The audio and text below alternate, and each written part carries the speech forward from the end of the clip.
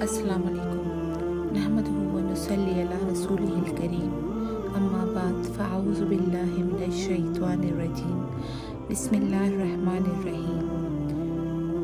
उम्रा करने का तरीका फॉर वुमेन। उम्रा कैसे करें? उम्रा एक ऐसी इबादत है जो मक्के के अलावा कहीं और नहीं हो सकती। मतलब बाकी इबादत कहीं भी हो सकती हैं, जैसे नमाज, रोज़ा। हज और उम्रा सिर्फ़ और सिर्फ मक्के में हो सकता है। उम्रा बदनी, माली और रूहानी इबादत है। अजर सवाब के लिहाज से उम्रा बहुत अहमियत का हामिल है। इससे गुनाहों की बख्शिश होती है, फ़िक्र व फाक़ा में कमी होती है और अल्लाह राज़ी होता है, दुआएं कबूल होती हैं। उम्रा करने वाला अल्लाह की राह में अल्लाह का मेहमान होता है। अल्लाह ताला उसकी दुआएं कबूल करता है और जब अल्लाह अपने बंदे को पुकारता है तो ही वो लब्बैक अल्लाहुम्मा लब्बैक करता हुआ जाता है। कुरान मजीद में उम्रे का जिक्र आया है। इसे हज असगर यानी छोटा हज भी कहा गया है। हज अकबर यानी वो हज जो हज के महीनों में किया जाता है, जबकि हज असगर साल के किसी भी महीने में अदा किया जा सकता है। उम्रे के 3 अरकान है जिनके करने से उम्रा अदा हो जाता है। सबसे पहले एहराम, फिर तवाफ़, फिर सही। ये 3 काम हो जाएं तो उम्रा मुकम्मल हो जाता है। एहराम हज और उम्रे की नीयत को कहते हैं। इससे मुराद लिबास नहीं होता, इससे मुराद दिल की नीयत और इरादा है। मसनून ये है कि मीकात पहुंचकर एहराम बांधा जाए और तलबिया कहा जाए, लब्बैक अल्लाहुम्मा लब्बैक लब्बैक ला शरीक लक लब्बैक इन्नल हम्द वन निअमत लक वल मुल्क ला शरीक लक। मर्दों को 2 चादरें, एक तहबंद और दूसरी ऊपर ओढ़ेंगे। अनसिला कपड़ा।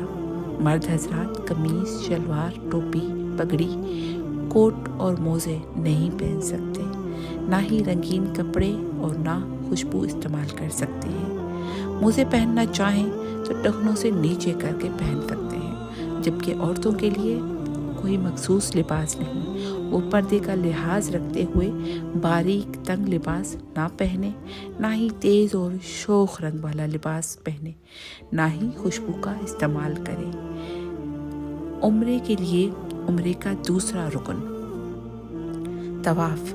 उम्रे का आगाज़ तवाफ़ से होता है। इसका मतलब होता है चक्कर लगाना।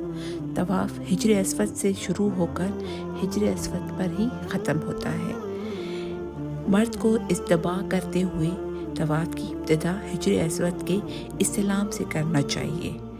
तवाफ़ की बहुत फजीलत है। तवाफ़ और नफल से एक गुलाम आज़ाद करने के बराबर अजर मिलता है।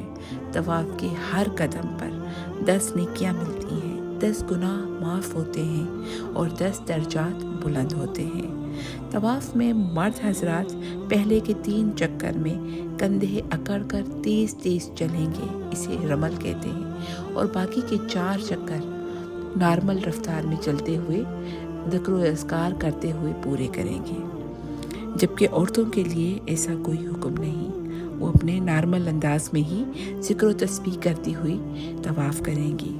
मस्जिद हराम में 24 घंटे ही तवाफ़ किया जा सकता है, यानी ज़वाल के टाइम पर भी। नमाज के लिए रुका जा सकता है, रुक कर नमाज अदा की जाए, फ़र्ज़ नमाज करके फिर दोबारा से तवाफ़ कंप्लीट किए जाए। तवाफ़ के बाद 2 रकअत नफल पढ़े जाते हैं और फिर ज़मज़म पिएं और सर पर भी बहाएं। उम्रे का तीसरा अरकान सई। इबादत की नीयत से सफ़ा और मरवा के दरमियान 7 चक्कर लगाना, इसको सई कहते हैं। सफ़ा और मरवा 2 पहाड़ियाँ हैं अल्लाह की निशानियों में से। सई का हुक्म कुरान मजीद से हमें मिलता है।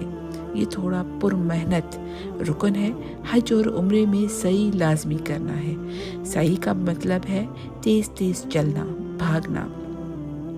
सई के बगैर उम्रा मुकम्मल नहीं होता। उम्रे के अरकान को अदा करने की तादाद 7 है। साई बाब सफ़ा से शुरू की जाएगी। बैतुल्लाह की तरफ रुख करके दुआ पढ़ना है और फिर साई शुरू की जाती है। सफ़ा से मरवा तक 1 चक्कर और मरवा से सफ़ा तक दूसरा चक्कर। मर्द हजरात साई के दौरान सब स्तूनों के दरमियान तेज़ तेज़ चलेंगे और फिर आम रफ्तार से बाकी चक्कर मुकम्मल करेंगे, जबकि औरतों के लिए ऐसा कोई हुक्म नहीं, वो अपने नॉर्मल अंदाज में ही चलेंगे। दौरान सई कोशिश करें कि कसरत से दुआ और तहलील करें। ज़िक्र में सई दुआ सई की शुरुआत मांगी जाए, ना कि इख्तिताम पर।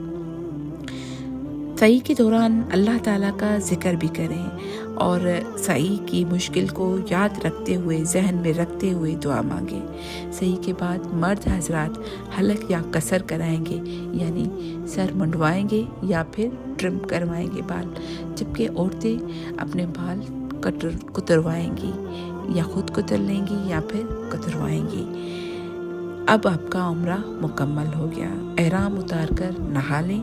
अल्लाह ताला कबूल फरमाए। आमीन।